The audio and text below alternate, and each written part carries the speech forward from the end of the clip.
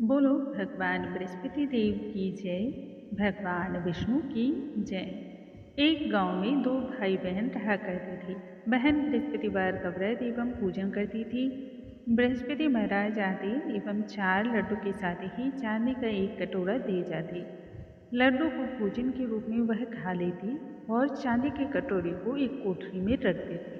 एक दिन जब भाभी ने बंद दरवाजे को खोला तो इतने सारे चांदी के कटोरे को देखकर हैरान हो गई। पड़ोसन को जब यह बात बताया तब पड़ोसन ने उसे सलाह देते हुए कहा कि यह बात अपने स्वामी से कहना। सुनते ही वह कहने लगी कि मेरा पति तो एक भी बात मेरी नहीं सुनेगा। पड़ोसन ने तब उसे युक्ति बतलाई, दाल का चमचा भात में और भात का चमचा दाल में डाल देना। उसने ऐसा ही किया, जिस पर पति चिल्लाता हुआ बोल पड़ा, तुम पागल हो गई हो जो ऐसा कर रही हो। तब भाभी ने कहा, पागल मैं नहीं बल्कि तुम्हारी लाडली बहन हो गई है। यह कहते हुए उसने कानों में सारी बात बतला दी। दूसरे दिन भाई ने बहन से कहा कि बहन बहुत दिन हो गए, चलो मामा के यहाँ चलते हैं। तब बहन ने कहा, नहीं भैया, तुम तो मुझे ऐसे स्थान पर छोड़ देना जहाँ केले का वृक्ष एवं भगवान बृहस्पति देव का मंदिर हो। भाई ने ठीक ऐसा ही किया और वहां से दूर एक पेड़ की आड़ में छिप गया। बहन ने केले के वृक्ष तथा भगवान बृहस्पति देव की पूजा को करके व्रत कथा सुनी।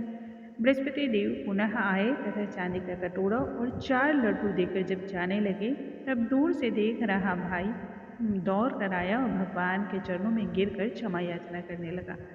तब भगवान बोले, तुम अपनी बहन पर कलंक मत लगाओ, इसे लेकर घर जाओ। यह कह करके प्रभु अंतर ध्यान हो गए।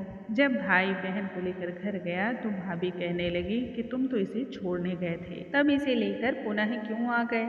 वह सभी बातों को बतलाते हुए तब कहने लगा कि मेरी बहन तो निष्कलंक है। भाभी ने जब यह बात सुनी तब पूरे गांव में ढिंडोरा पीट आई। कहा, बृहस्पतिवार को मेरे घर आना, सभी को 4 लड्डुएं तथा एक चांदी का कटोरा मिलेगा। इस तरह से बृहस्पतिवार को घर में पूरा गांव जुट गया।